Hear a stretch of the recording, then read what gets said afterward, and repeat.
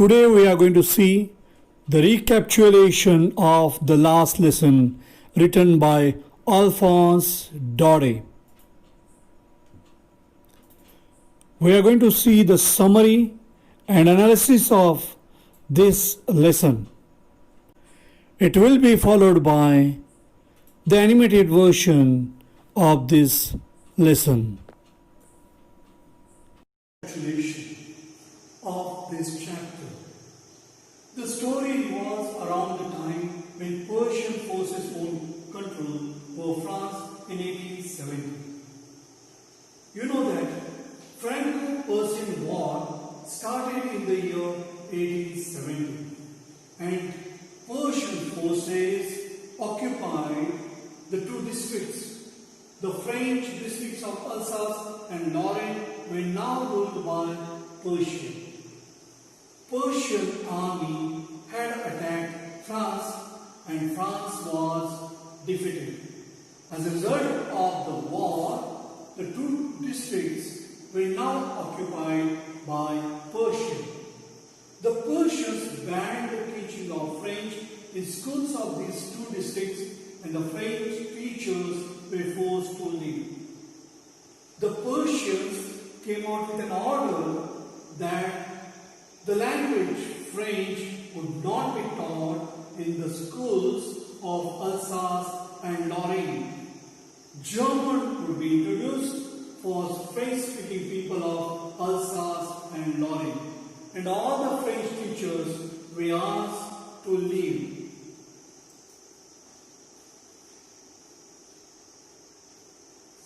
The story of this chapter narrates one such situation where the French teacher, Mr. Young Hamel, has been asked by the invaders from Berlin to discontinue the teaching of French language. Here we can see the linguistic chauvinism. Germans felt that their language is superior. They asked all these Frenchmen to discontinue their French learning. The French teacher was asked to leave, and here the invaders, feeling superiority of their language, wanted to impose German language on French-speaking people. It depicts the last day of Mr. Young Hamel at his school. Mr. Young Hamel is delivering his last lecture. He is patriotic and his feelings for French language are also expressed in this chapter. He delivers the last French lesson to his students with utmost sincerity and dedication on that particular day. You can see young Hamel, a very sincere and dedicated teacher here. And on this particular day, when all these French men and students came to know that the teacher, French teacher, is leaving, then suddenly they are also filled with the feelings of patriotism and love for their mother tongue. And then we can see all the students who have been attending, they understand very well. And even the village elders who have been there in the class, they also pay a lot of attention to this last lesson of this French teacher, Young Hamel. The story also tells us the experience of a boy named Franz who was one of the students. Franz was not very keen on learning French.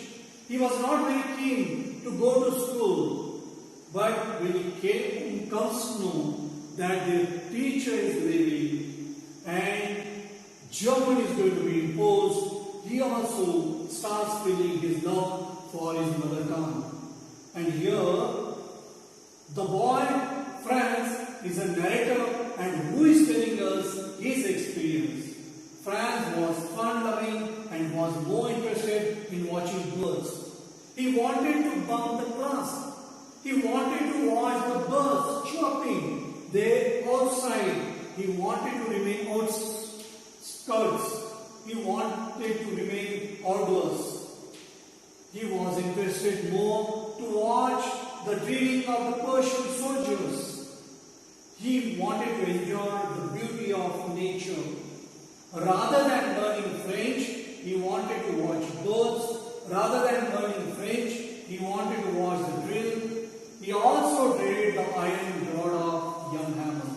He was afraid to go to school because young Hamel had told him that he wanted to conduct a test on particles, and he was not prepared at all for that test, and he was afraid of the rod of Mr. Young Hamel, who was a very strict teacher. On reaching the school premises, he was surprised to see the sudden change in the atmosphere. It was an unusual day for France, and this is what he notices. Actually, he felt it was a usual day, and in that very free mind he was moving towards the school. But once he comes to school, he realizes that it was totally unusual. It was all quiet. The teacher was wearing the best dress. The village elders were there inside the classroom. There was no usual noise of lessons being chanted by students. Students were not repeating the lessons in unison. And there was no usual noise or chaos that we experienced before the start of the classes. It seemed as quiet as a Sunday morning. So it was a very unusual day. All students were already seated in their places. He was a late comer.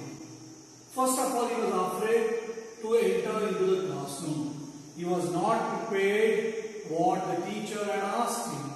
Secondly, he was very late for the class. But what he sees that all the students were already there inside the classroom, and he tries to sneak into the classroom. Young Hamel was walking with his iron ruler under his arm, and when he enters, he expects that the teacher would scold him, and it was a big surprise for him because he asked him to sit very kindly. Franz was too frightened to enter the class as he thought that he would be scolded badly as he was very late, but to his surprise, young Hamel did not say anything to him. Who is young Hamel? Young Hamel is French teacher. And who is the narrator in this story? It's a Franz. These two characters are major characters in this story. He rather welcomed Franz politely. We can see very polite behavior of French teacher young Hamel. A sudden change in the personality of the teacher is a great surprise for his students. And the teacher tells him very quietly, go to your place quickly, little Franz. We are beginning without you. He never wanted anybody to miss the class. Probably he felt the importance of this last lesson because next year onwards he was not supposed to be there, and these all students were not supposed to learn their mother tongue, French language. In this lesson we see how important is one's mother tongue and how it is related to one's culture. After settling down, Franz noticed that teacher was wearing his beautiful green coat, filled shirt with a little black silk cap having embroidery on it. So once the student settles down, suddenly he finds that the teacher was wearing a very good attire. He was wearing those kind of clothes which he used to use for various occasions. He was wearing a beautiful coat, he had a frilled shirt and an embroidered cap. And it was a big surprise for him, and he was wondering why the teacher was wearing such kind of dress. He usually wore such a dress on functions or pride ceremonies only. So whenever there used to be any function in the school, or there used to be a pride ceremony, or whenever he used to go to church on Sunday, he used to wear those clothes. But today, he was wearing his best attire, probably in order to show the honor to his country, and he was aware that it was going to be the last lesson. Probably it was a very important occasion for him. He wanted to arouse the feelings of patriotism among all those students as well as the elders of the village. Now in this map we can see Alsace and Lorraine, which later became part of Persia. And remember, the scenes of First World War were shown in Franco-Persian War. The kind of treatment the France got from the Germans, it's because of that the First World War has taken place. Friends, also notice that all the villagers, including Woldhausen, former mayor and former postmaster, were also there in the classroom. Now France notices that so many villagers and even Woldhausen, an elderly person was there, then there was a former mayor and then retired postmaster. They were also there sitting on the back benches in the classroom. And it was a big surprise. First of all, the teacher was in his best attire. Then here, all those elders, village elders, were sitting there in the classroom. M. Hammer announced that the school had been served with a notice, and then he announces that from Berlin there has been order that here onwards German would be taught, French would be discontinued. It stated that French would not be taught in schools of Alsace and Lorraine. So once Alsace and Lorraine were occupied by Germans, they come out with this order, and French is discontinued in these two provinces. Now instead German would be taught in the schools of these two French provinces. Now here we can see the imposition of the language of German on French speaking people. So this is the best example of linguistic chauvinism. Linguistic chauvinism refers to pride in one's language. One feels that his language is superior to others' language. And here, French people are the victims of linguistic chauvinism. He requested the students. Who requested the students? The teacher requested the students to be more attentive for the last French lesson. This lesson was going to be the last lesson, and therefore he expects all students to pay more attention because he was going to teach in their mother tongue. And now, tomorrow onwards, they were supposed to learn the language of the colonizers. The language which was alien to them. Friends, now realize what was there on the notice board in the town hall. Now we can know why there was a huge crowd in the town hall. People who were reading the bulletin board.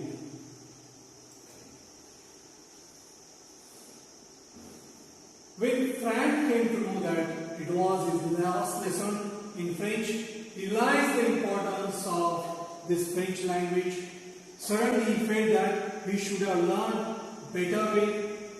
He should have learned by this time, and he goes on regretting over that Mr. Young Hammond taught them with utmost sincerity, and he told that French language was the most beautiful, clearest and the most logical language of the world. The pride in his language love for his language reflects here when Hamel makes a statement that French language was the most beautiful, clearest and the most logical language in the world. People should stick with their language because it will prove to be the key to their prison in case they are enslaved. Very important statement the teacher makes. Language is the key to escape from the prison of slavery. If people are enslaved, how can they escape? It's only through their language. If we speak somebody else's language, probably that will not help us. But if we know the language, it will bind us. It will be a unified force, and through that, one can revolt and come out of the prison of slavery, and one will definitely come out of the domination and get the freedom. Something magical happened that day in the class. And what was that magical thing? The students understood everything very well.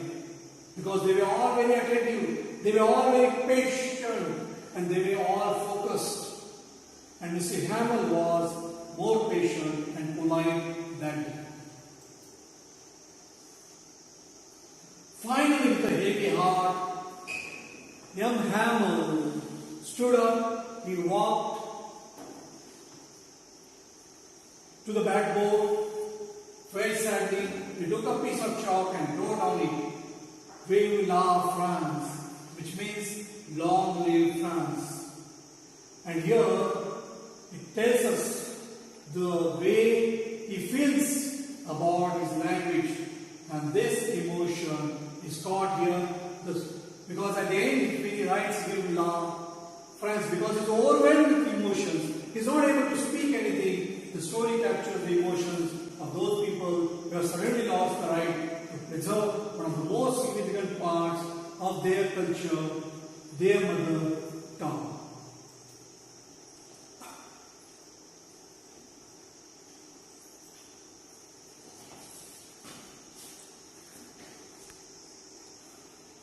Now, the message of this story. Remember, this story tells us how significant is one's mother tongue, one's native language. How language is related to one's culture.